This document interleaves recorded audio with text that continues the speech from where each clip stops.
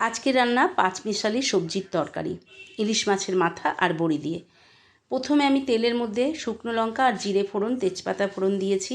দিয়ে আমি মশলাগুলো দিয়ে আমি সবজিগুলো দিয়ে ভালো করে নাড়াচাড়া দিয়ে আমি চাপা দিয়ে দিয়েছিলাম। তারপরে এর মধ্যে কি করলাম, আমি অল্প হলুদ, অল্প জিরে গুঁড়ো, লঙ্কা গুঁড়ো, ধনে গুঁড়ো দিয়ে ভালো করে নাড়াচাড়া দিয়ে একটু আমি এটা চাপা দিয়ে দিয়ে নাড়াচাড়া করবো, কষবো। এটার বিশেষত্ব হচ্ছে এটা আমি জল ছাড়াই কষবো, আর এই রান্নাতে একটুও জল পড়বে না। আমি প্রথম থেকেই চাপা দিয়ে দিয়ে এটাকে ভাজছিলাম। এরপরে দিয়ে দেবো আমি একটু টমেটোটাকে কুচি করেও দিতে পারেন, আবার মিক্সিতেও পেস্ট করে দিতে পারেন।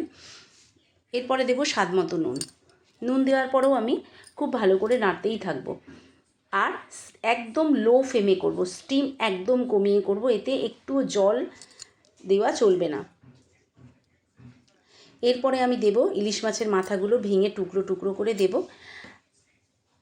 মাথাগুলো একদম টুকরো টুকরো করে দিলে তাহলে কি হবে, তরকারির সঙ্গে ভালো করে মিশে যাবে।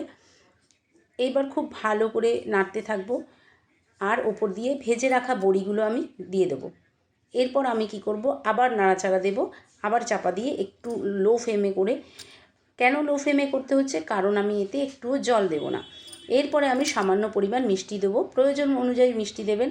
আপনি চাইলেও স্কিপ করতে পারেন, কিন্তু পাঁচমিশালি সবজিতে একটি মিষ্টি দিতেই হয়।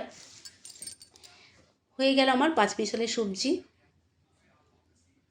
এরপরে কি হয়, অনেক সময় থাকে নানা রকম সবজি, এটা দুটো ওটা দুটো পড়ে থাকে, তখন আমরা কি করবো ভেবে পাই না। এই রকম একটা টেস্টি তরকারি করবেন, ভীষণ ভালো লাগবে। আপনারা করে দেখবেন, ভালো লাগলে লাইক করবেন।